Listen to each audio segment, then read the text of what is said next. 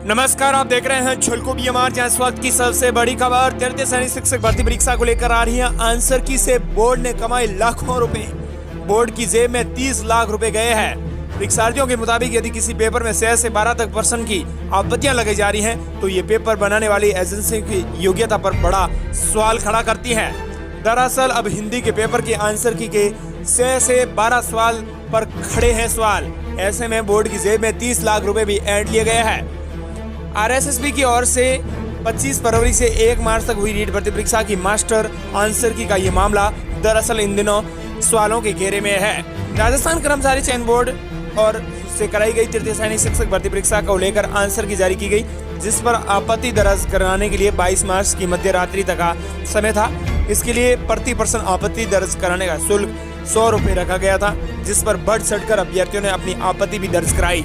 आलम यह है कि अकेले हिंदी भाषा के पेपर में 6 से 12 सवाल ऐसे बताए जा रहे हैं जिनमें एक से ज्यादा उत्तर सही है, या फिर बोर्ड की आंसर की और परीक्षार्थियों के उत्तर में अंतर नजर आ रहा है। बोर्ड की जेब में 30 लाख रुपए गए हैं। ऐसे में परीक्षार्थियों के मुताबिक अगर प्रत्येक % को हिसाब से देखा जाए तो बोर्ड के पास 30 लाख रुपए गए हैं। इसका खामियाजा सीधा परीक्षार्थियों को उठाना पड़ा है।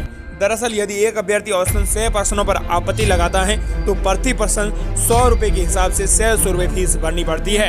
अब यदि अनुमान के मुताबिक 5000 अभ्यर्थी औसतन 6 प्रश्नों पर आपत्ति लगाते हैं तो बोर्ड की जेब में 30 लाख रुपए जाते हैं। अभ्यर्थियों की माने तो बजट सत्र 2023-24 में आवेदन भरने की फीस माफ कर दी गई, तो प्रश्नों पर आपत्ति लगाने की फीस भी सरकार को माफ करनी चाहिए, ताकि बेरोजगारों को पेपर सेंटर्स की गलती का खामियाजा नहीं भी उठाना पड़े।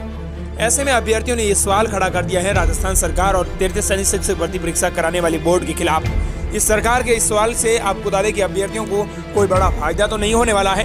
हालांकि अब हिंदी के पेपर की आंसर की में 6 से 12 जवाब पर खड़े हुए सवाल तो सरकार भी बोर्ड पर सवाल खड़े करने लगी है। दरअसल अभ्यर्थियों का कहना है कि उस एजेंसी के खिलाफ कार्रवाई होनी चाहिए जो ऐसे सवाल बनाती है। परीक्षार्थियों के मुताबिक यदि किसी पेपर में 6 से 12 त्रुटियां होती हैं तो ये पेपर बनाने वाली एजेंसियों की योग्यता पर भी खड़ा सवाल होता है। साथ ही इसे लेकर आपकी क्या प्रतिक्रिया है, कमेंट सेक्शन में जरूर बताएं। क्या अभ्यर्थी कर्मचारी चयन बोर्ड ने जो पेपर बनाए हैं उनमें जो त्रुटियां रखी हैं, क्या ये सिर्फ पैसे कमाने के लिए रखी है या फिर वास्तविक में त्रुटियां आई है? इसे आप किस नजरिए से देखते हैं, कमेंट सेक्शन में अपनी प्रतिक्रिया जरूर